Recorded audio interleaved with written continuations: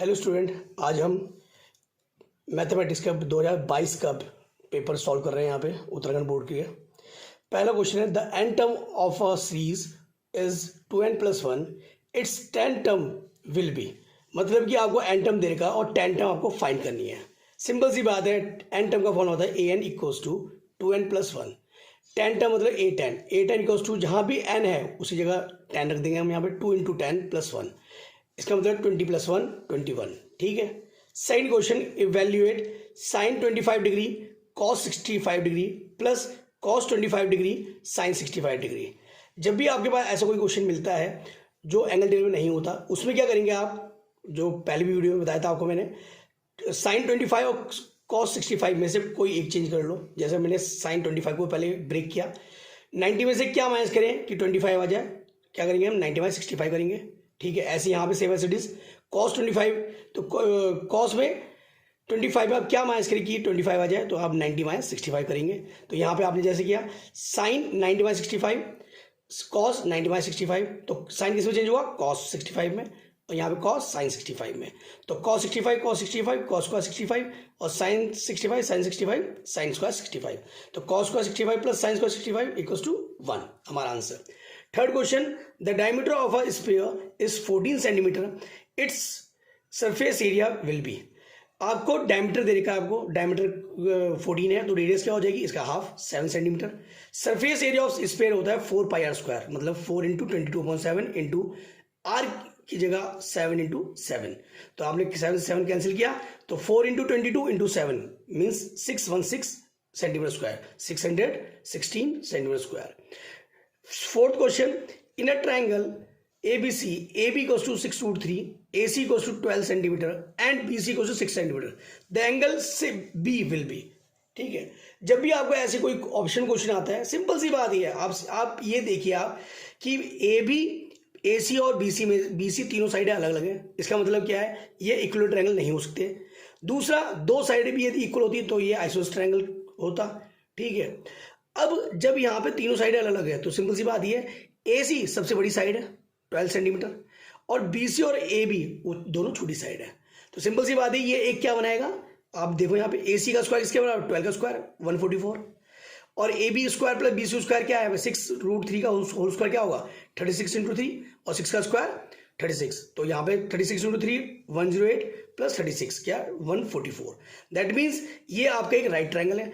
Right triangle है क्योंकि AC सबसे बड़ी साइड है, इसका मतलब AC की जो फ्रंट में जो एंगल होगा वो सबसे बड़ा होगा और वो 90 डिग्री होगा। तो फोर्थ क्वेश्चन आपका इसका आंसर है 90 डिग्री।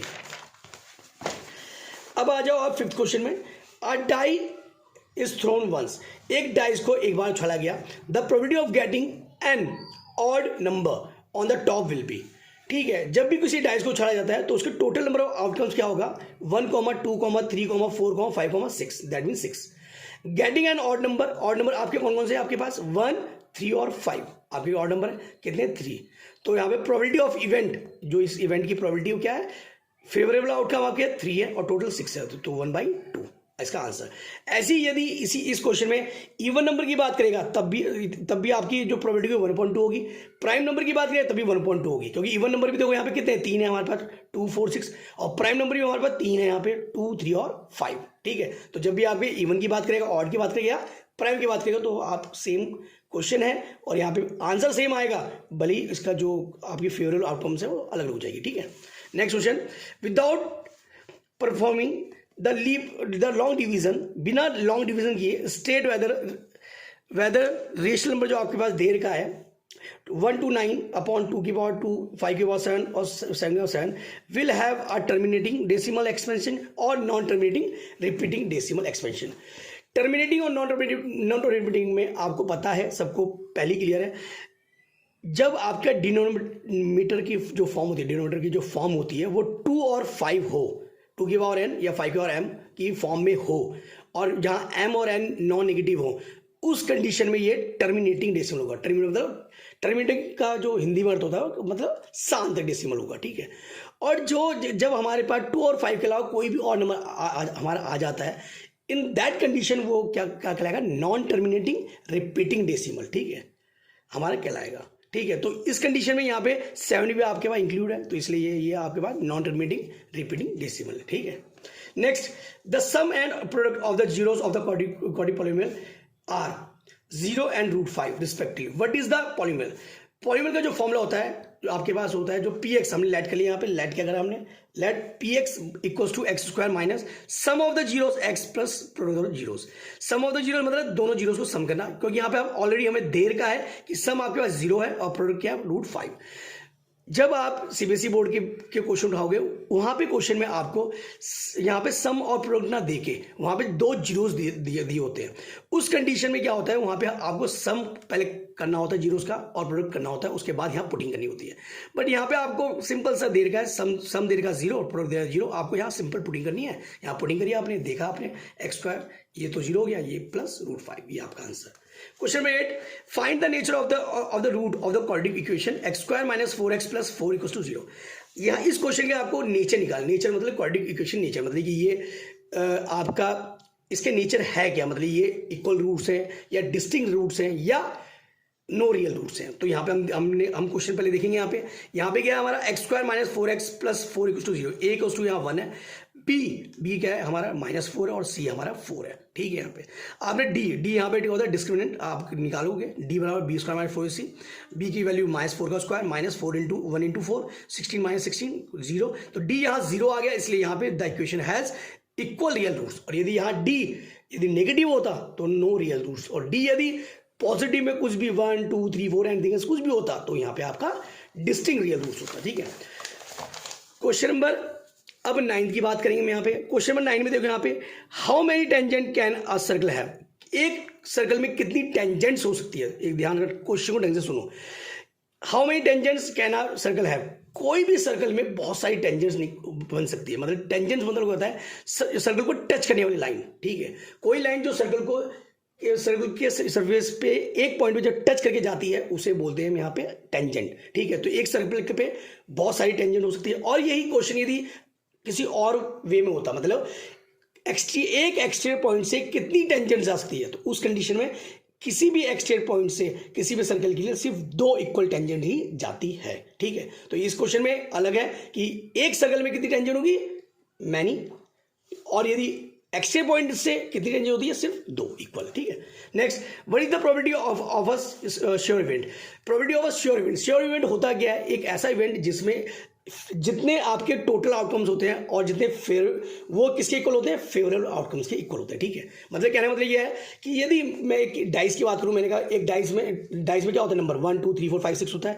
मैंने यदि बोला कि भाई फाइंड द प्रोबेबिलिटी, ठीक है, अ नंबर लेस देन 7 जितने भी हैं वो उसमें क्या होगा, वो आपका उसकी प्रोबेबिलिटी निकालनी है। उस कंडीशन में क्या होगा, लेस देन 7 आपके सारे नंबर होंगे, हाँ है ना। मतलब कहने मतलब फेवरेबल भी क्या है आपके 1 2 3 4 5 6 है और टोटल भी 1 2 3 4 5 6 है। इन दैट कंडीशन आपकी प्रोबेबिलिटी क्या होगी, 1 होगी। श्योर प्रोबेबिलिटी 1 होती है। यदि इसी कंडीशन में इम्पॉसिबल इवेंट की बात करता तो वहां पर वो प्रोबेबिलिटी आपकी क्या होती, 0 होती है, ठीक है। Next question, the difference between 2 number is 26 and 1 number is 3 time the other, find the number. तो यहाँ पे क्या बोला है, यहाँ पे स्टेटमेंट को ढंग से देखो। पहले हमने क्या करा, इसने बोला 1 number is 3 time the other number, तो let the number be x and 3x, मतलब एक नंबर को x ले लिया और दूसरे नंबर को 3x ले लिया, ठीक है। दोनों का डिफरेंस कितने हैं यहाँ पे आपके पास 26, मतलब 3x minus x equals to 26, 2x equals to 26, मतलब x इक्वल्स टू 13। तो दस द नंबर आर 13 एंड 39, ठीक है। 12 question, if cos theta equals to 4/5 find the value of cot theta plus cosec theta का होल स्क्वायर। cos थीटा आपको 4/5 दे रखा है, ये पहले लास्ट वीडियो में मैंने आपको बताया था। जब भी आपको एक रेशो दिया होता है और अदर रेशो आपको निकालने होते हैं, फर्स्ट ऑफ ऑल आप ये देखेंगे कि ये रेशो जो यहाँ पे वैल्यू दे रखी है, क्या ये एंगल टेबल की वैल्यू है, तो आपने देखो नहीं। यदि यहाँ पे 1/2 बोला होता तो यहाँ पे cos थीटा यहाँ 1/2 कब होता है, cos आपके पास कब होता है, यहाँ पे cos 60 में होता है, ठीक है। समझ आया नहीं है, बट यहाँ पे 1/2 भी नहीं है, 1/2 भी नहीं है, तो यहाँ पे क्या है आपके पास एंगल टेबल में कोई वैल्यू नहीं है। तो आपने क्या देखा, cos थीटा क्या है 4/5, इसका मतलब क्या है, अब इसको एंगल से ना करके आप क्या करोगे, आप यहाँ पे इसको ट्रायंगल बना के उसमें वैल्यू पुट करोगे, ठीक है। अब बहुत से बच्चे बोलेंगे कि सर ये ऐसा क्वेश्चन आ सकता है। हाँ बेटा, सीबीएसई बोर्ड के अंदर क्या होता है, कोस्ट यहाँ पे कॉस्ट दिया होगा और यहाँ पे 1.2 1.2 या √3.2 दिया होता है, ठीक है। उस कंडीशन में आप यहाँ पे ट्रायंगल ना बना के यहाँ पे डायरेक्टली करोगे। यदि सपोज कॉस्ट इक्वल्स टू 1.2 दिया होता तो यहाँ सीधा में करता cos theta equals to cos 60 degree, ठीक है, और थीटा को क्या था 60 डिग्री हो जाता और यहाँ पे वैल्यू पुट करके आराम से मेरा आंसर निकल जाता, ठीक है। बट इस कंडीशन में यहाँ पे 4/5 है जो एंगल टेबल में नहीं है, तो यहाँ पे हमने करा ये क्या, अब 4/5 कॉस्ट इक्वल्स टू होता है हमारा base upon hypotenuse. Base upon hypotenuse theta हमने यहाँ पे लिया, बेस क्या लिया आपने 4 और हाइपोटेनियस आपका 5। यहाँ पे आपने क्या लगाया, पाइथागोरस थ्योरम लगाई, 5 का स्क्वायर इक्वल्स टू 4 का स्क्वायर प्लस x का स्क्वायर, ठीक है। और 5 का स्क्वायर 25 और 4 का 16, x स्क्वायर यहाँ प्लस का जाके माइनस का 9 आ गया यहाँ पे, और x square equals to 9, x equals to √9 और x इक्वल्स टू 3। फिर से बता रहा हूँ मैं, क्योंकि यहाँ पे रूट जब आपने लगाया, क्योंकि ये यहाँ पे x क्या है, एक आपको हाइट को रिप्रेजेंट कर रहा है, यहाँ पे परपेंडिकुलर रिप्रेजेंट कर रहा है, इसलिए पॉजिटिव रहेंगे। इसलिए cosec थीटा इक्वल्स टू 5/3 और cot theta equals to 4/3। cosec theta क्या होता है आपका क्या होता है, आपका sin थीटा का उल्टा, मतलब कि sin थीटा रेसिप्रोकल, इसका मतलब हाइपोटेनियस अपॉन परपेंडिकुलर, मतलब 5/3। cot थीटा क्या होता है आपका tan थीटा का रेसिप्रोकल, मतलब tan थीटा आपका क्या होता है परपेंडिकुलर बेस, और ये होता है बेस अपॉन परपेंडिकुलर, मतलब 4/3, ठीक है। अब वैल्यू आपने रखी cot थीटा को 5/3 और प्लस 4/3, यहाँ पे आपका सिंबल प्लस हुआ क्योंकि नीचे डिनोमिनेटर सेम है, इसलिए सिंबल प्लस हुआ। यहाँ पे आपको 5 + 4 9 कैंसिल हुआ, क्या हुआ 3 का स्क्वायर मतलब 9, ठीक है। क्वेश्चन नंबर 13 की बात करते हैं वहां पे। अब यहाँ पे आपके पास question number 13, do the points 3,2 -2, -3 and 2,3 form a triangle, so name the type of triangle form. मतलब कि ये तीनों पॉइंट क्या किसी ट्रायंगल को शो कर रहे हैं, और यदि है तो कौन सा ट्रायंगल है वो बताना आपको। तो फर्स्ट ऑफ ऑल आपने एक ट्रायंगल बनाया, क्या बनाया आपने, एक ट्रायंगल की शेप दे दिया आपने, ठीक है। यहाँ पे मैंने ले लिया इसको ए पॉइंट ले लिया, इसको लिखा है मैं 3,2 ले लिया, ठीक है भाई। ये मैंने बी पॉइंट लिया, बी पॉइंट मेरा -2, -3 है यहाँ पे, ठीक है, और मेरा सी पॉइंट है यहाँ पे 2,3 है। अब मैं देखो यहाँ पे करा the distance between A 3,2 and B -2, -3, ठीक है।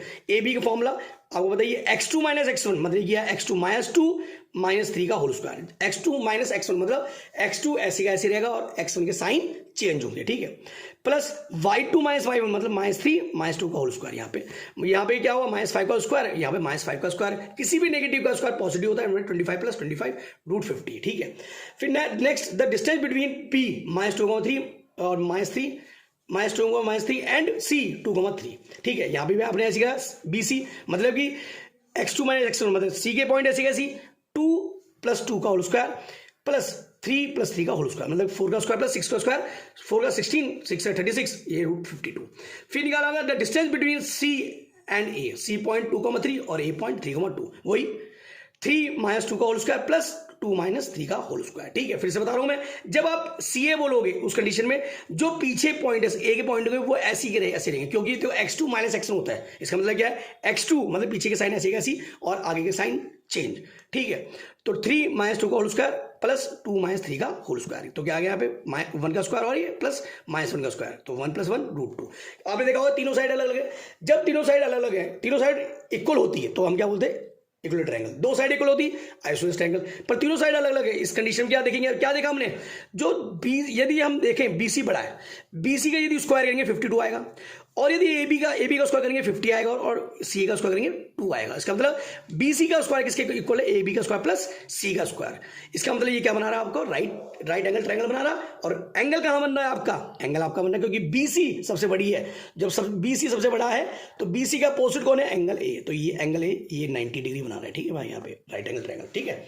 14 क्वेश्चन आपका देखो, in given figure if DE parallel to AC, यदि DE किसके पैरेलल हो, AC के पैरेलल हो, then the find the value of x की वैल्यू निकालनी है, सिंपल सी बात। तो आपको बताइए ये कौन सी थ्योरम है आपके पास, आपके पास थ्योरम है BPT थ्योरम। कौन सी थ्योरम है, बेसिक प्रोपोर्शनल थ्योरम, या जो बोलते हैं इसको थेल्स थ्योरम।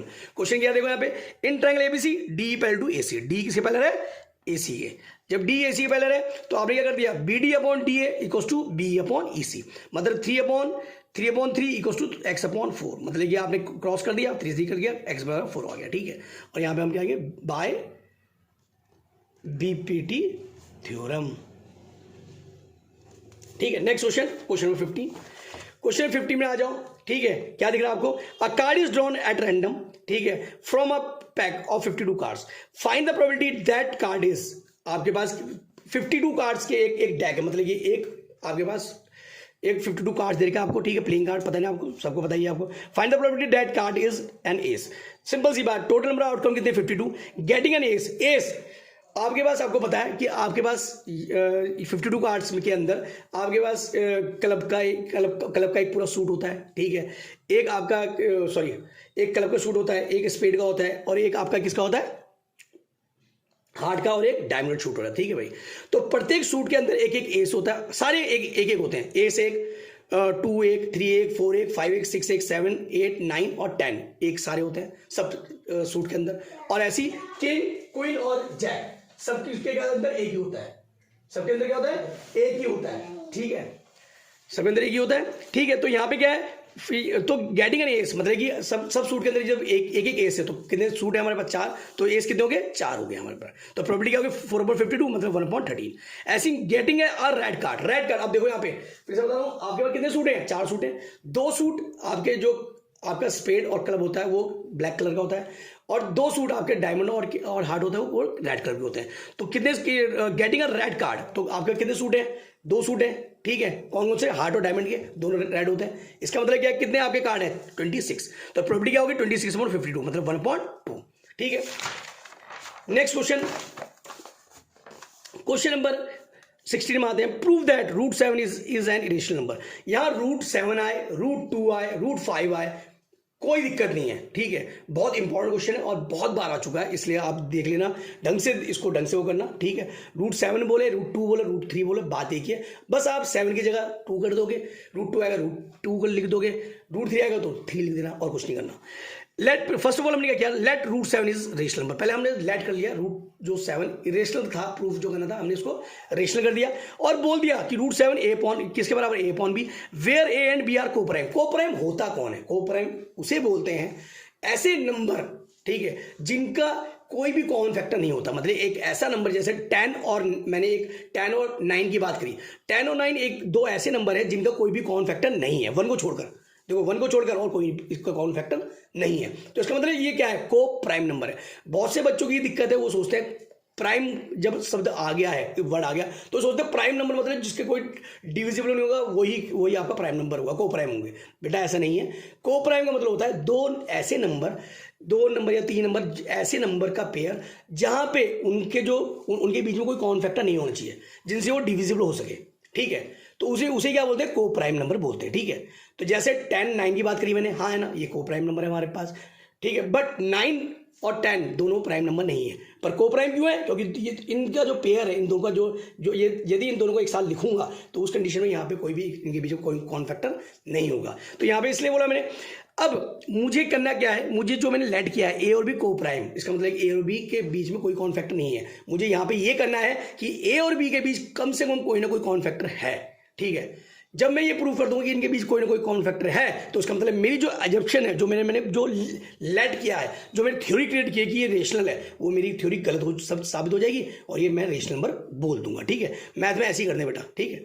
तो यहाँ पे क्या करते हैं? बी, इसको इधर लिया है, तो b √7 equals to a, squaring both side करिए, 7b square equals to a square. इसका मतलब क्या है कि जो a स्क्वायर है, 7 डिवाइड्स a स्क्वायर, 7 a को डिवाइड कर रहा है, सो 7 इज ऑल्सो डिवाइड्स a, तो 7 a को भी क्या करेगा? डिवाइड करेगा। सिंपल सी बात है, ठीक है। यदि 4 16 के होल स्क्वायर को डिवाइड कर रहा है, मतलब 16 के होल स्क्वायर को डिवाइड कर रहा है, तो मतलब इसका मतलब क्या है कि 4 16 को भी क्या करेगा? डिवाइड करेगा ना, हाँ है ना, सिंपल सी बात, ठीक। तो यहाँ पे लेट, अब क्या कर लिया? अब मेरा एक रोल खत्म हो गया, इसका एक रोल खत्म हो गया।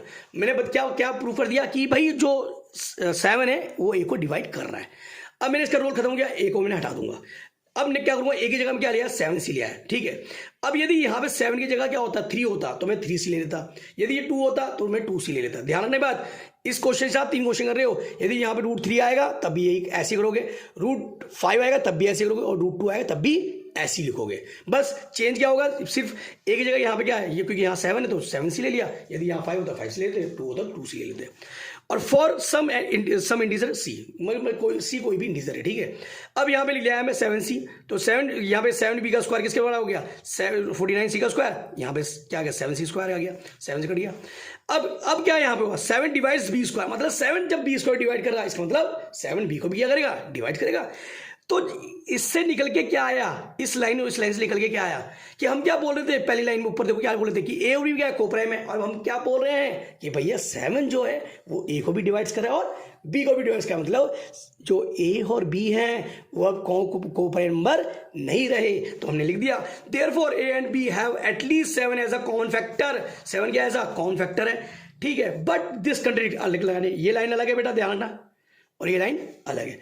But this contradict the fact that, क्या अब हमें क्या हो रहा है, इससे विरोधाभास हो रहा है क्या, किससे, इस फैक्ट से कि ए और बी क्या थे, कोप्राइम, जो आपने ऊपर बोला था कि ये कोप्राइम है, पर ये कोप्राइम नहीं है क्योंकि ये 7 एज कॉमन फैक्टर है।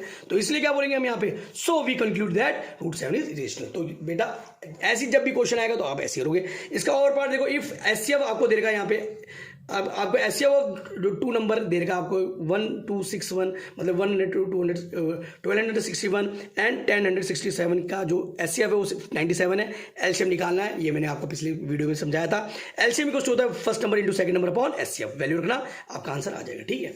Next question, question 17, find the value of A such that the quadratic equation a minus 12x square plus 2 bracket में a minus 12x plus 2 equals to 0 has equal roots, ठीक है। पहले question में आपने पढ़ा था, वहां पे नेचर फाइंड करने के लिए बोला था।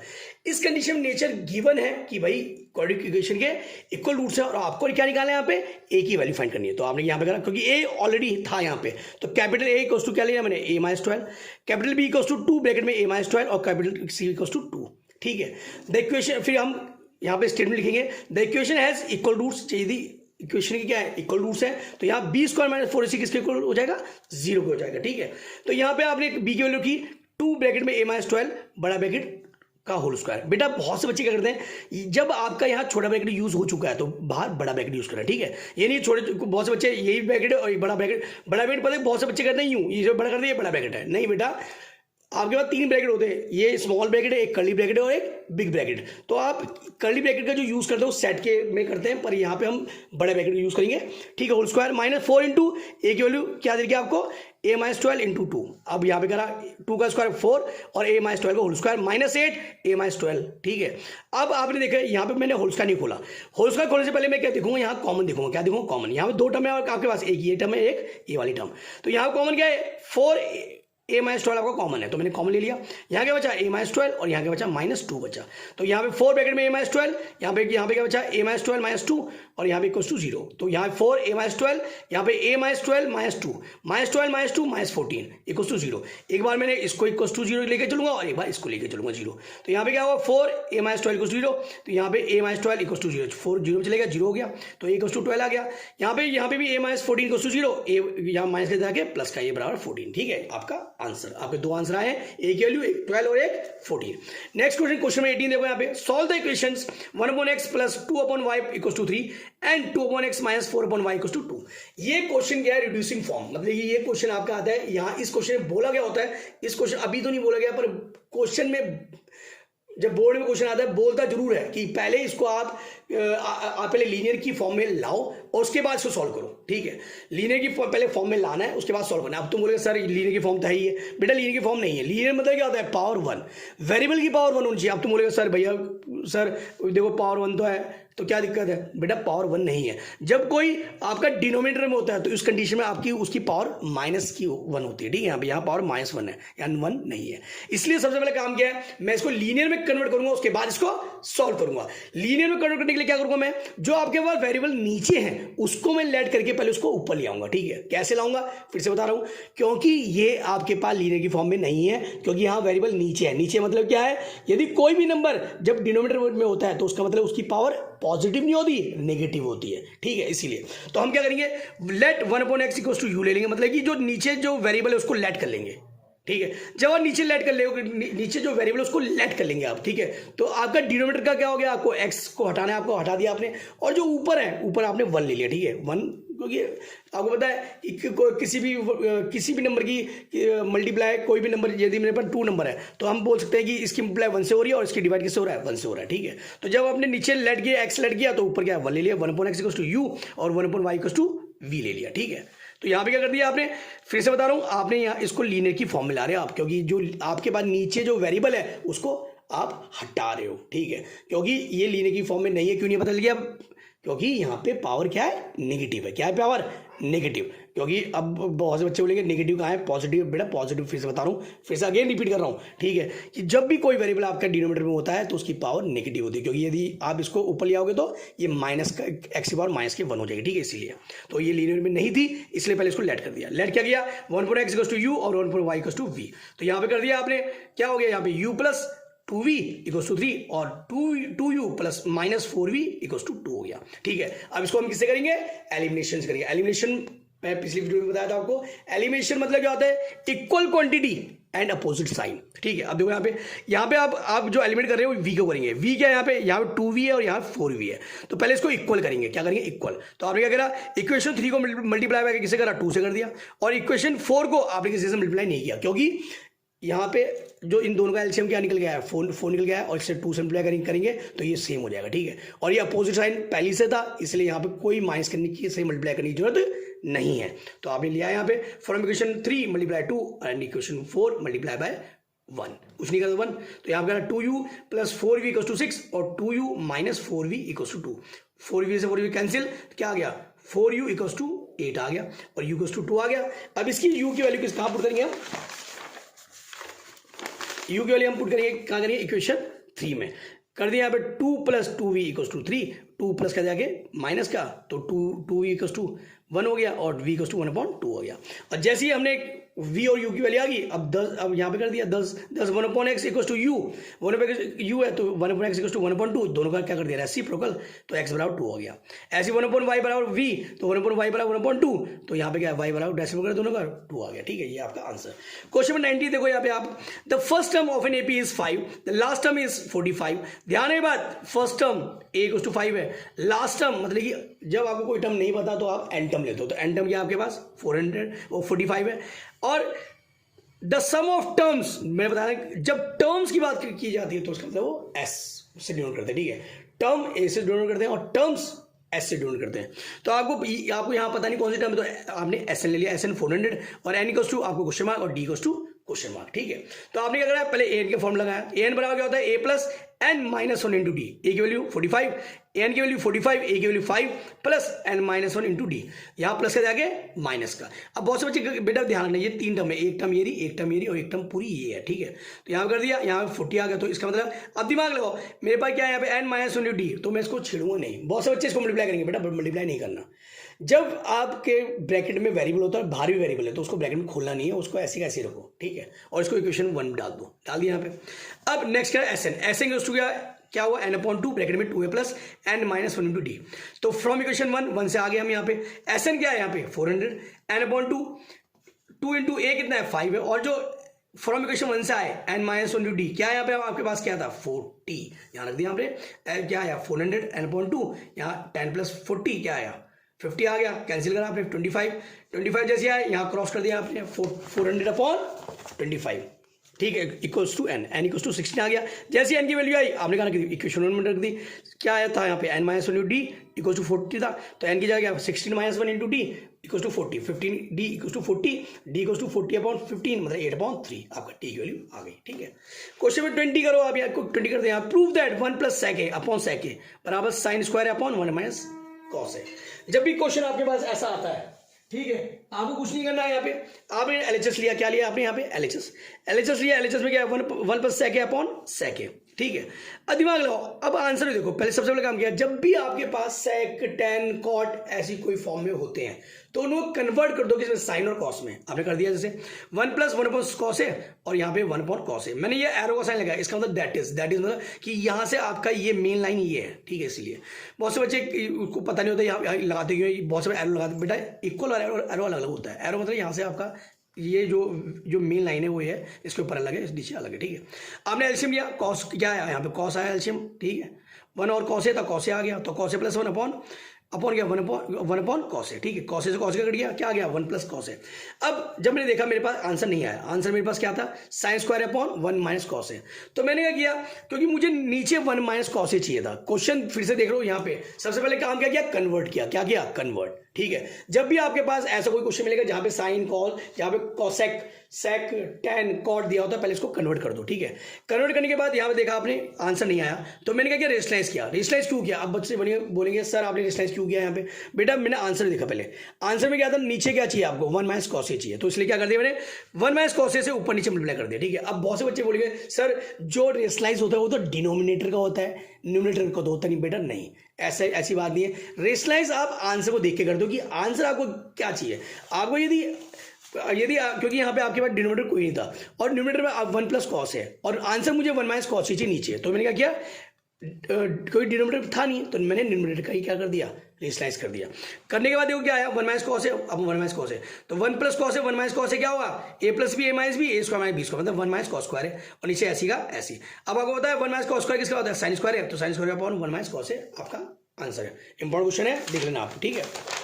नेक्स्ट क्वेश्चन में 21 में आ जाते हैं। Find the coordinate of the point which divides the join of -1,7 and 4,3 in the ratio 2:3। बहुत इजी क्वेश्चन, कोई दिक्कत नहीं है।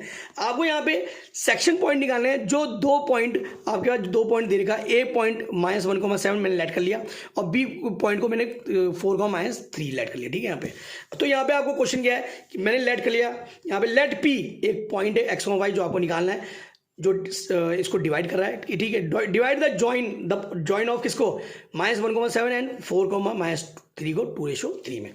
फॉर्मूला लगा दिया मैंने, x को y बराबर क्या होता है आपके पास, जो फॉर्मूला होता है क्या होता है आपका, होता है x2m मतलब 4 × 2 8, x1n मतलब आपका -1 × 3 -3 अपॉन m + n मतलब 2 + 3, ठीक है, कॉमा ऐसी y2m मतलब -3 × 2 -6 और y1n मतलब 7 × 3 21 अपॉन m + n कर दिया आपने यहाँ पे, ठीक है। तो यहाँ पे क्या आ गया आपके पास 5.5 कॉमा 15.5 मतलब आप करोगे 5 × 5 और 5 × 15 तो 1,3 आपका पॉइंट क्या आ गया आपके पास, जो x y के आ गया 1,3।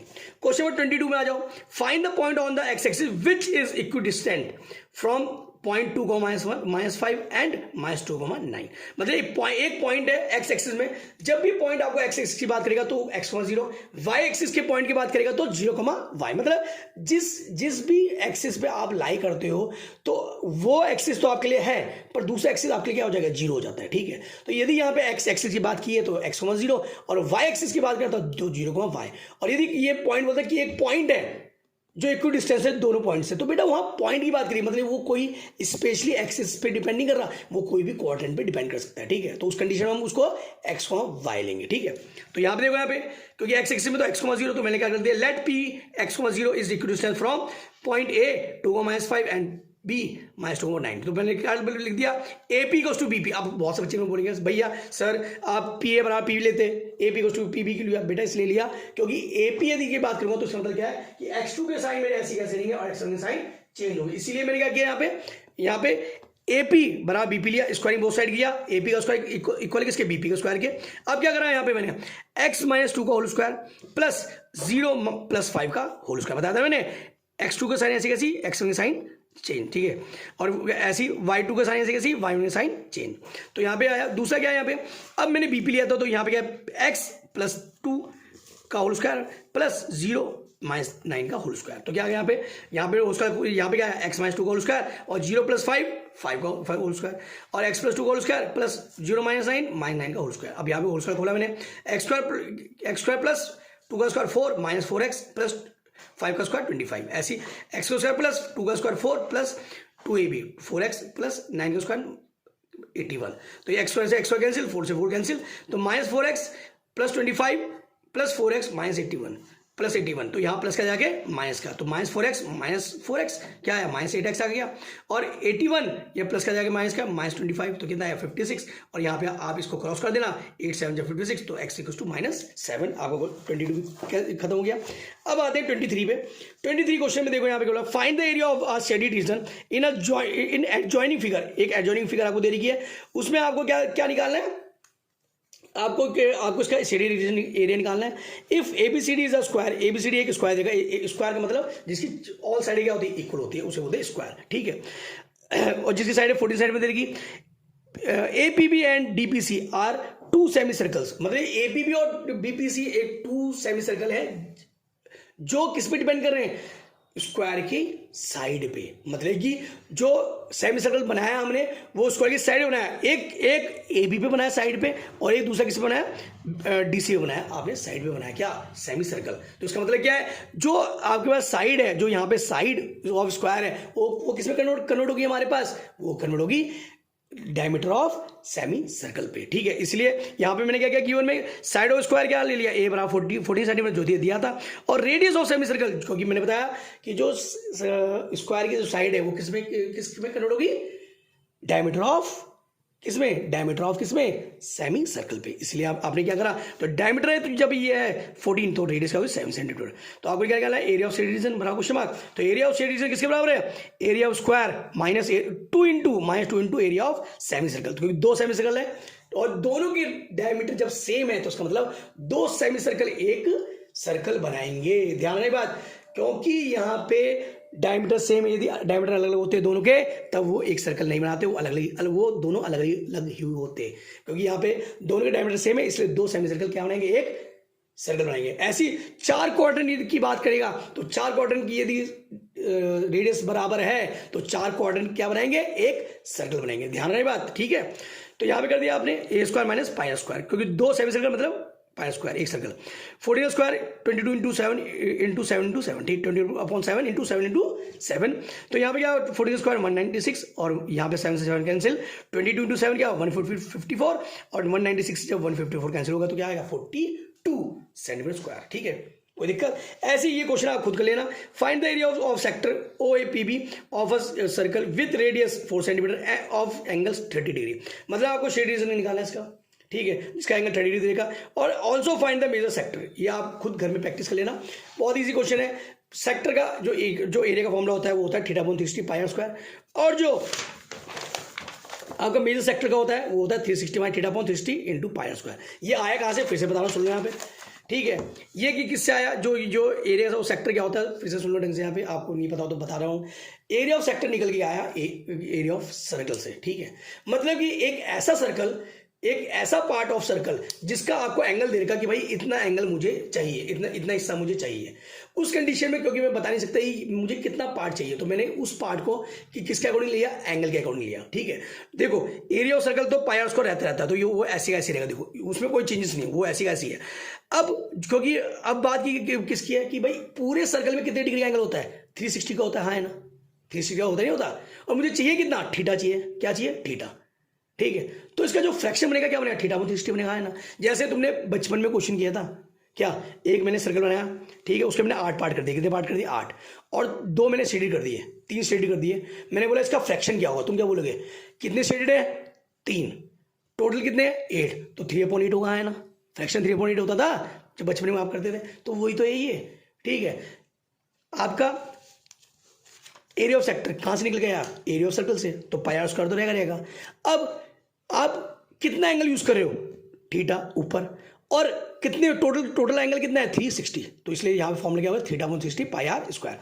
मेजर का फॉर्मूला क्या हो जाएगा, वहां पे सिर्फ क्या कर लेना, जो थीटा को हटा के, मतलब कि पूरे एंगल में से थीटा को हटा देना, /360 हो जाएगा इंटू पाई स्क्वायर। अब बच्चे बेटा बहुत से ऐसे हैं 360 से 360 काट देंगे, बेटा मत काटना, ये 360 माई थीटा है, मतलब जो एंगल आपका यहाँ पे है, ये रहा जो एंगल यहाँ पे है, ठीक है, ये आएगा माइनर सेक्टर के अकॉर्डिंग। अब जो पीछे जो एंगल बचा वो मेजर सेक्टर के अकॉर्डिंग आएगा, और पीछे एंगल आपको कितना पता चले कितना है यहाँ पे, जब आप पूरे 360 में से जब थीटा को माइनस कर दोगे तो आपको पीछे वाला एंगल आ जाएगा, ठीक है, जो बोले मेजर सेक्टर का एंगल, ठीक है। फॉर्मूला वही पीछे वाला angle upon 360 into pi r square, और पीछे वाला एंगल ऐसे निकलेगा जब 360 से मैं इस एंगल को हटा दूंगा। ठीक है, कर लेना क्वेश्चन। क्वेश्चन नंबर 24 आ गया। यहाँ पे कंस्ट्रक्शन का क्वेश्चन है। आपको बोला है कि भाई एक 6 सेंटीमीटर का एक क्या है आपके पास 6 सेंटीमीटर रेडियस का एक आपको सर्कल बनाना है। आपने बना दिया, बनाया। आपको बोला उसने 10 सेंटीमीटर दूर, इसके सेंटर से 10 सेंटीमीटर दूर, ठीक है, एक ऐसा पॉइंट लेना है आपको जिससे आपको टेंजेंट निकालनी। क्या निकालनी? टेंजेंट। तो जब भी आपको टेंजेंट निकालने के बोलता है, तो मैंने पिछली वीडियो में बताया था टेंजेंट के लिए सबसे पहले काम क्या आता है आपके पास, पहले सेंटर पता होना चाहिए आपको सर्कल का, दूसरा कहाँ से आपको किस पॉइंट, किस एक्स्ट्रा पॉइंट से आपको क्या निकालना है, टेंजेंट बनाना है वो पॉइंट। उन दोनों का क्या करोगे, हाफ कर दो। क्या कर दोगे? हाफ। जैसे मैं इस ये पॉइंट है आपके पास, ये पॉइंट मैंने ओ ले लिया, क्या ले लिया, ओ सेंटर है ये, ठीक है, मैंने सर्कल बना दिया है ना, ये ओ है, सर्कल बनाया 6 सेंटीमीटर का, एक्स्ट्रा पॉइंट में 10 सेंटीमीटर में पी ले लिया, ठीक है। ये पूरी आपके पास कितनी है, 10 सेंटीमीटर, कितना है यहाँ से 10 सेंटीमीटर, ठीक है, यहाँ पे ले लिया आपने। अब आपको क्या, मैंने ओ पी का क्या करना, हाफ करना है, तो वही ओ से आधे ज़्यादा आर्क वो लेना, डी में भरना और आर्क मार देना ऊपर और नीचे, ऐसी पी से आर्क मार देना ऊपर नीचे, और जहाँ पे पॉइंट टच करेंगे उसे एक नीचे इसका बाइसेक्ट कर देना। क्या कर देना इसका? बाइसेक्टर। जैसे बाइसेक्टर करोगे ये ओ डैश आ गया, क्या आ गया? O dash. और इसी से आप क्या करोगे, एक सर्कल को ड्रॉ कर दोगे डॉटेड, ठीक है। जहाँ भी सर्कल ये कट करेंगे इसको, वहाँ से आप क्या पी ए और पी बी बना देना, और उसकी लेंथ देख लेना, आपको आंसर आ जाएगा, ठीक है। अब क्वेश्चन नंबर 25 करते हैं हम यहाँ पे। क्वेश्चन 25 क्या है यहाँ पे, prove that the angle between the two tangent drawn from the external point to a circle is supplementary to the angle subtended by the line segment joining the points of contact at the centre. मतलब आपके पास जो external point और जो आपके पास point of contact, मतलब जो radius के through जो बन रहा है आपका एंगल, इन दो का संबंध क्या है, 180 आपको प्रूफ करना है। गिवन क्या, सर्कल विद सेंटर होल कर दिया, और P A to P B आपको पता ही है, ठीक है। टू प्रूव क्या करना है आपको, angle A O B plus angle A P B किसके बराबर है, 180 है। तो आपने क्या किया, सबसे पहले काम क्या किया, देयरफॉर आपको पता ही है ओ ए पी किसके इक्वल है, ओ बी पी के किसके बराबर है, 90 डिग्री। आपको बताया ना कि जो पॉइंट ऑफ कॉन्टैक्ट और रेडियस का जो बीच में जो एंगल बनता है वो कितने डिग्री का होता है, 90 डिग्री का होता है, ठीक है। तो आपने लिख दिया इसको, बाय थ्योरम कर दिया। फिर किसमें, इन कोऑर्डिनेटर में, इन कोऑर्डिनेटर ए ओ बी पी में आप आ गए, ठीक है, ओ ए पी बी में आप आ गए। और आपने क्या किया, एंगल कौन सा, angle A O B plus O B P plus B P A plus A P O किसके बराबर है, 360। क्या है, सम ऑफ इंटीरियर एंगल्स, ठीक है। फॉर्मुलेशन 1 से क्या है, यहाँ पे इन दो किसके बराबर है, 90 के बराबर। तो यहाँ पे ओ बी पी की जगह 90 और ओ ए पी की जगह भी 90 लिख दिया, और कर दिया प्लस करके 180, ये प्लस कर जाके माइनस का आपके 360 माइनस 180 क्या आ गया, 180 आ गया। तो आपका answer clear, angle A O B plus angle B P A किसके बराबर है, 180 है आपका आंसर जो प्रूफ करना था। क्वेश्चन 26 में आ जाओ यहाँ पे, the ratio of incomes of 2 person is 9:7। 2 person है, 2 अलग अलग पर्सन है, उनकी जो रेशो है किसके, इनकम का रेशो क्या है, 9:7। तो लेट क्या कर लिया मैंने, लेट कर दिया, let their monthly incomes be 9x 7x कर दिया। The ratio of their expenditure मतलब खर्चे, मतलब कि उनके इनकम का रेशो 9:7 था, और उनके खर्चे का जो रेशो है वो है 4:3, मतलब 4y एंड 3y ले लिया मैंने, लेट कर दिया। और सेविंग मुझे क्या दे रही उसकी 2000 मुझे सेविंग दे रही, मतलब कहने मतलब ये है जो 2 पर्सन अलग अलग है वो दो, एक का इनकम क्या है 9x, दूसरे की इनकम क्या है 7x, एक का एक्सपेंडिचर क्या है मतलब खर्चे क्या है 4y, और दूसरे का एक्सपेंडिचर क्या है 3y है, ठीक है। अब आपको बताइए, जब आपके इनकम माइनस एक्सपेंडिचर, मतलब कि जब आप जो कमा रहे हो उसमें जब खर्चा माइनस कर दोगे तो क्या बचेगा, आपकी सेविंग। तो इसका मतलब क्या है, दोनों की सेविंग इसने बोला सेम है, भले ही दोनों अलग अलग कमा रहे हैं, दोनों के खर्चे अलग अलग है, पर सेविंग दोनों की क्या है, सेम। तो इसलिए क्या बोल दिया मैंने, इसका मतलब क्या है, 9x में से 4y जब माइनस करेंगे, 9x में 4y क्यों माइनस किया, क्योंकि ये पहले की इनकम है और पहले का खर्चा क्या है 4y, तो 9x माइनस 4y किसके बराबर है 2000। ऐसी पहले की इनकम क्या है 7x, और दूसरे की इनकम क्या है 7x, और दूसरे की खर्चे एक्सपेंडिचर क्या है 3y। तो 7x माइनस 3y किसके बराबर, 2000 के, ठीक है। 2 इक्वेशन आई। अब वही एलिमिनेशन से हम इसको सॉल्व करेंगे। एलिमिनेशन मतलब क्या होता है पता है ना आपको, इक्वल क्वांटिटी और अपोजिट साइन। तो देखो यहाँ पे क्या है, यहाँ 4 और 3 है, 4 और 3 का एलसीएम क्या होगा 12 आएगा। इसका मतलब इसकी मल्टीप्लाई किससे करेंगे आप 3 से, और इसकी मल्टीप्लाई किससे करेंगे 4 से। पर 4 अब देखो यहाँ पे दोनों के साइन भी क्या है सेम है, और दोनों साइन क्या होना चाहिए अलग अलग। तो इसलिए आप यहाँ 4 से ना करके किससे मल्टीप्लाई करोगे -4 से मल्टीप्लाई करेंगे, ठीक है।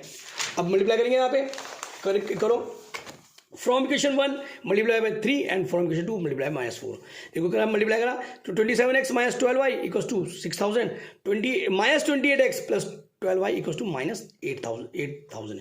मैंने यहाँ माइनस किया, माइनस x इसके बराबर गया माइनस 2000 क्या गया, x बराबर 2000। अब आप बोले सर आपने यहाँ y क्यों नहीं निकालना, क्योंकि बेटा मुझे आंसर में क्या बोला था, क्या बोला मेरे क्वेश्चन में, फाइंड देयर मंथली इनकम, इनकी मंथली इनकम निकालनी है मुझे इनकी एक्सपेंडिचर से कोई मतलब नहीं, मंथली इनकम निकालनी। तो इसलिए मैंने x निकालने के बाद तुरंत इसके बाद यहाँ पे कर दिया 10 देयर मंथली इनकम आर कि क्या है, पहले क्या था 9x था तो इसका क्या 9 इंटू 2000 क्या आ गया 18,000, और दूसरे का 7x था तो 7 इंटू 2000 मतलब 14,000, मतलब पहले की इनकम 18,000 और दूसरी इनकम आपका 14,000 है। ठीक है, इसी में एक क्वेश्चन ही इसका और पार्ट का है, बहुत इंपॉर्टेंट क्वेश्चन है ये, इंपॉर्टेंट क्वेश्चन बोलूंगा। ठीक है, इसलिए मैंने इसको कराया। A motor boat whose speed is 18 kilometre per hour in still water. ठीक है, still water takes 1 hour more to go 24 kilometre upstream then to return downstream. कहने का मतलब क्या है, टू द सेम स्पॉट, मतलब कहने का मतलब क्या है कि जब एक नाव जो सपोज की बात है, एक नाव हरिद्वार से प्रेरणा आश्रम की ओर आ रही है एक नाव, तो उसने बोला जो नाव हरिद्वार से प्रेरणा आश्रम की ओर आ रही है, यदि वो जब प्रेरणा आश्रम से जब हरिद्वार की तरफ जाएगी तो उसे 1 घंटा क्या लग रहा है, ज्यादा लग रहा है, क्या लग रहा है उसको 1 घंटा ज्यादा लग रहा है, मतलब ठीक है।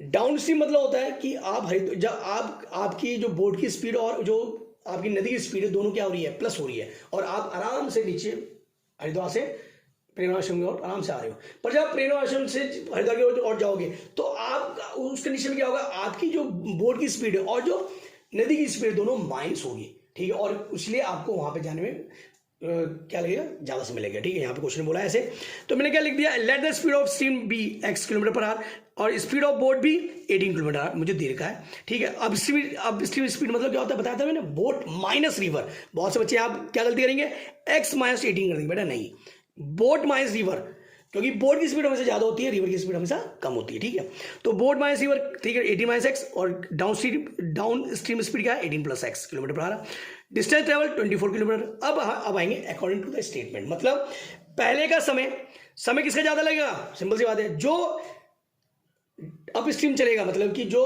प्रेरणा आश्रम से जो हरिद्वार की ओर जाएगा, ठीक है, उसकी स्पीड क्योंकि क्या है वहां पे उसकी स्पीड माइनस हो रही है, तो उसका टाइम क्या होगा, ज्यादा लगेगा। तो यहाँ पे अप स्ट्रीम स्पीड में जो टाइम क्या होता है, डिस्टेंस अपॉन स्पीड होता है टाइम। ठीक है, तो डिस्टेंस 24 किलोमीटर और डिस्टेंस अपॉन स्पीड होता है, तो स्पीड कितनी है 18 minus x minus 24 upon 18 plus x बराबर 1। ठीक है, मतलब दोनों के समय का अंतर कितने का था, 1 घंटे का था। कितने का था, 1 घंटे का। ध्यान रखने बात, यहाँ पे माइनस क्यों किया गया, दोनों के समय का अंतर 1 घंटे का था। ठीक है, तो यहाँ पे आप एलसीएम ले लिया आपने, 24 18 plus x minus 24 18 minus x बराबर 1। ठीक है, यहाँ पे नीचे गया इसका माइनस 20 हो गया, और ये 24 की 18 से 432 plus 24x minus 432 plus 24x upon 18 का स्क्वायर माइनस x स्क्वायर बराबर 1। तो 432 कैंसिल, 24x क्या है 48x upon 324 minus x square equal to 1। Cross कर दिया आपने, क्योंकि अब यहाँ पे देखो, यहाँ पे x स्क्वायर नेगेटिव है, तो इस बार इसके साइन चेंज होंगे, ये ऐसे का ऐसे रहेगा। ठीक है, कर दिया। उसके बाद x square plus 48x minus 324 equal to 0। अब क्या करें यहाँ पे, a इक्वल 1 है, b इक्वल्स टू 48 और c इक्वल्स टू माइनस 324। तो d की वैल्यू निकाली पहले, d बराबर b square minus 4ac, b की वैल्यू 48 का square minus 4 into 1 into minus 324। तो यहाँ पे क्या आ गया 48 का स्क्वायर 2304 और यहाँ पे क्या 1296 प्लस क्या 3600। ठीक है भाई, अब यहाँ पे क्या है x बराबर गया minus B plus minus root के अंदर d अपॉन 2 है, तो यहाँ पे वैल्यू दिया आपने, b की वैल्यू कितनी है यहाँ पे माइनस 48 प्लस माइनस ये क्या है यहाँ पे d की वैल्यू है 3600 मतलब 3600। ठीक है, अपॉन 2 इंटू 1 और यहाँ पे क्या है माइनस 48 प्लस माइनस, क्योंकि 3600 का जो स्क्वायर रूट होता है वो कहता है 60 होता है। ठीक है, 60 टेकिंग प्लस टेकिंग माइनस, एक बार प्लस लिया एक बार माइनस लिया, तो यहाँ पे क्या आएगा, यहाँ पे जब प्लस लेंगे माइनस 48 प्लस 60 12/2 6 आ गया, और माइनस 48 जब माइनस लेंगे तो minus 48 minus 60 upon 2 minus 108 upon 2 क्या आएगा माइनस 54, जो कि मैंने बताया था, क्योंकि ये एक्स स्पीड शो कर रहा है तो इसलिए नेगेटिव नहीं होगा, ठीक है। तो यहाँ पे 10 the speed of the stream be बराबर क्या हो जाएगा 6 किलोमीटर पर आवर। अब 27 क्वेश्चन में आ रहे हैं यहाँ पे, two poles of equal height are standing opposite each other on either side of road. मतलब दो अपोजिट रोड है, मैंने बी सी एक बेस लिया, बी एक कोना है रोड का जहाँ पे ए बी मैंने एक क्या पोल गाड़ दिया, और सी एक कोना है जहाँ पे मैंने डी सी एक पोल गाड़ दिया। दोनों की हाइट सेम है इसलिए मैंने हाइट क्या ले लिया यहाँ पे एच ले लिया। क्या ले लिया मैंने एच, जो मुझे निकालनी है। इसलिए बोला दोनों के बीच में एक पॉइंट है पी, दोनों के बीच एक पॉइंट पी है जहां से दोनों के का जो एंगल है एलिवेशन एंगल, एक का 30 डिग्री एक 60 डिग्री। आप इसको 30 ले लो उससे 60 ले लो, उससे कोई दिक्कत नहीं है, ठीक है। और बोला उसने कि जो बीच में जो पॉइंट है उससे दोनों पोल की डिस्टेंस निकालनी है। मतलब मैंने लेट कर लिया कि एक पोल की यदि डिस्टेंस एक्स है तो सिंपल सी बात, जब दोनों पोल के बीच की जो डिस्टेंस 80 मीटर है तो जब एक पोल की डिस्टेंस एक्स है तो दूसरे पोल की क्या होगी 80 माइनस एक्स। तो पहले ट्रायंगल क्या लूंगा मैं, in triangle A B P पे लूंगा और दूसरा ट्रायंगल डी सी पी पे लूंगा। तो पहले ट्रायंगल में आ गया, पहले ट्रायंगल क्या लिया हमने, in triangle A B P में tan थीटा बराबर tan 30 बराबर क्या होगा A B upon B P. तो tan 30 डिग्री की वैल्यू 1/√3 बराबर ए बी एच और ये एक्स, तो यहाँ क्रॉस कर दिया एक्स बराबर √3 एच, ठीक है, इक्वेशन 1।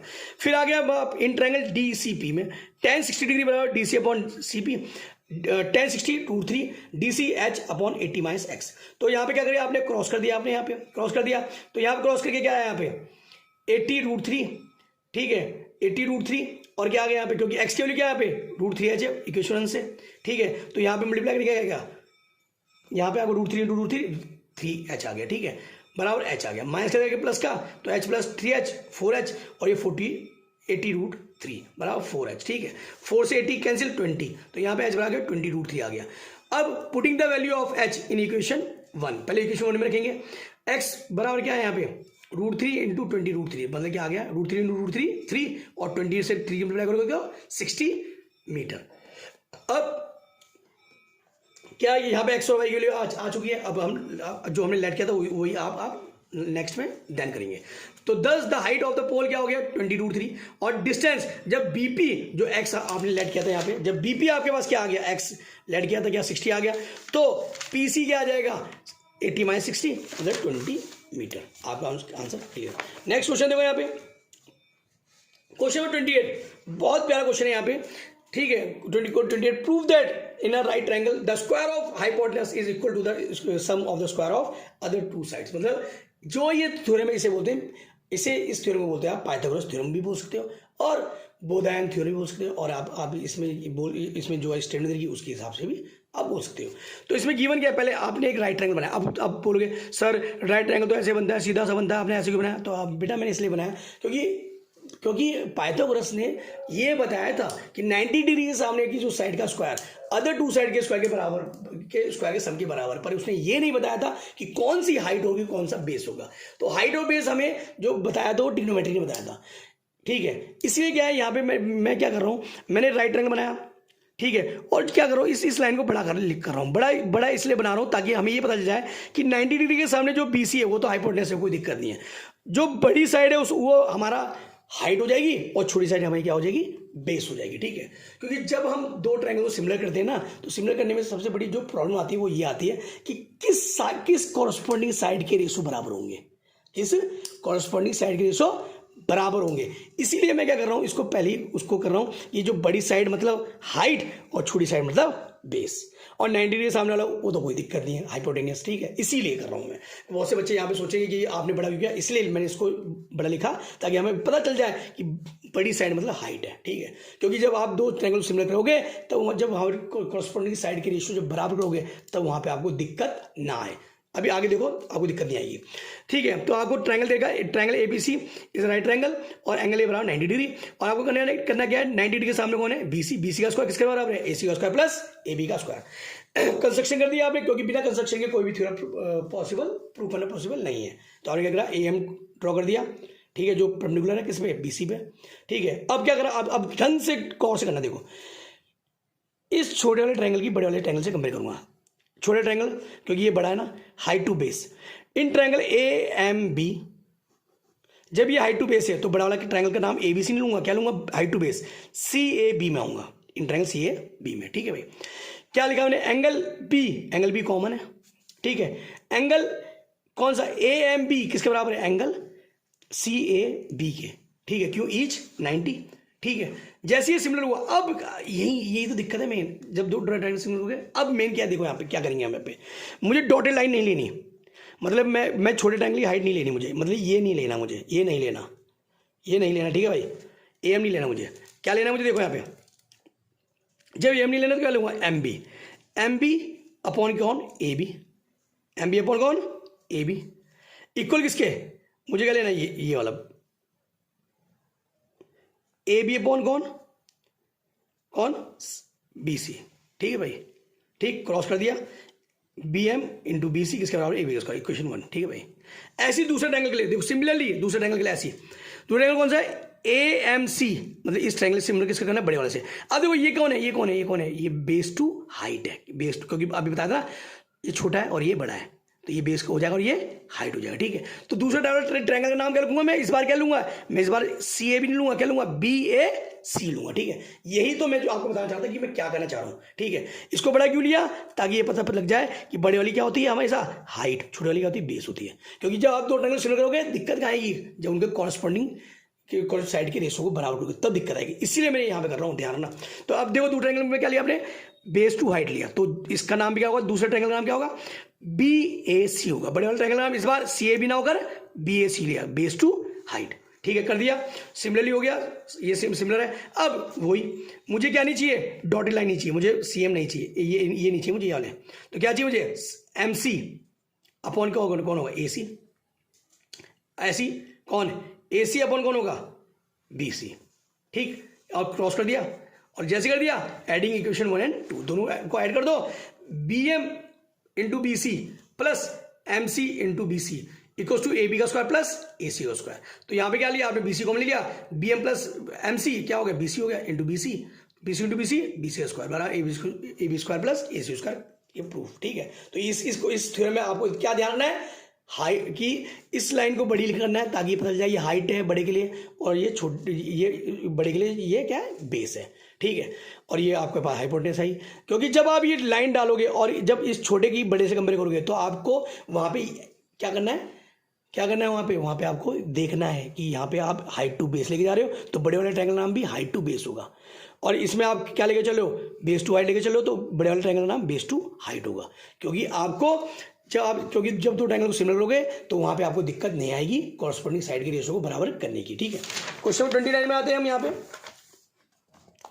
क्वेश्चन 29 है, a farmer connect a pipe of internal diameter 20 centimetre, आपके 20 सेंटीमीटर क्या देखा है उसने, एक पाइप का डायमीटर देखा, मतलब कि डायमीटर जब 20 सेंटीमीटर है तो रेडियस हो जाएगी 10 सेंटीमीटर, मतलब 0.10 मीटर उसकी रेडियस हो जाएगी, ठीक है। अब टैंक आपको देगा, टैंक क्या देगा आपको यहाँ पे देगा 5 मीटर, जो 10 मीटर इसका क्या है यहाँ पे डायमीटर है, तो रेडियस क्या हो जाएगी पाइप इस बार टैंक की 5 मीटर हो जाएगी, और हाइट क्या देगी आपको, मतलब कि गहराई जो उसकी देगी टैंक की गहराई या हाइट बात एक ही है, क्या देगी आपको 2 मीटर देगी। इस बार क्या बोलेगा कि if the water flow the pipe से जो वाटर फ्लो हो रहा है, ठीक है, वो किस रेट से हो रहा है, 3 किलोमीटर पर आवर की रेट से उससे फ्लो हो रहा है, ठीक है।